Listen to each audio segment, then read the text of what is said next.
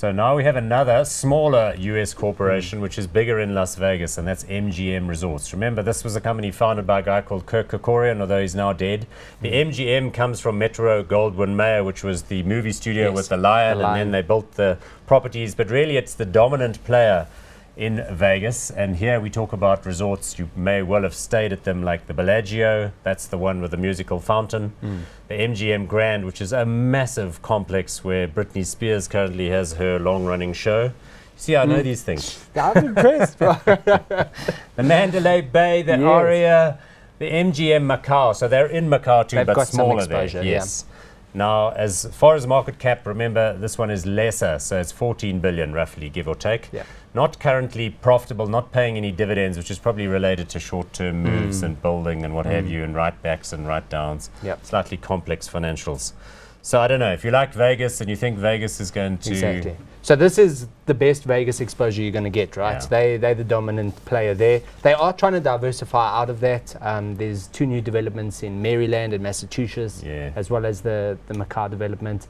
No dividend, that is potentially a problem. But they also look like they're starting to do the right things. They've been busy, and they've just come out with recent results saying they had the best quarter in the last 8 years. So they're starting to see some profitability come back where they were really under pressure a few years ago. Looking at my notes, so in addition to the ones I've already mentioned, they also own Luxor, which is the place that looks like Egypt. Yes. They also own New York on the Strip as well, which is the place that looks like New York City with Times Square and all the rest of it. The Excalibur, the Monte Carlo. And then there's a complex, I passed it when we were there, called the City Center Las Vegas, which is like the most enormous like mixed-use retail and convention center and all that kind of stuff in Vegas as well. As far as shareholders are concerned, Kerkorian, as I mentioned, died. Yes. But there are some others. John Paulson, a hedge fund owner, has got a big stake in them. Also, Dubai World, which owns lots of properties. And we knew the problems there. So I don't know. I mean, 10 billion's worth of market cap. What was the price-to-earnings ratio there? It's a lot. It's in the 40s. So obviously, again, let's have a look at the share chart. That usually gives us the picture. So also in a slight uptick, but I guess that's because the whole US market has had a better couple of months since that rather poor start to 2016. Any enthusiasm here, hot or not? What we must look at is the point you mentioned about occupancy. Vegas manages to retain very high occupancies, around 90%, and we'll see with our local players, we can't get close to that. So that's good. So they're really sweating those assets.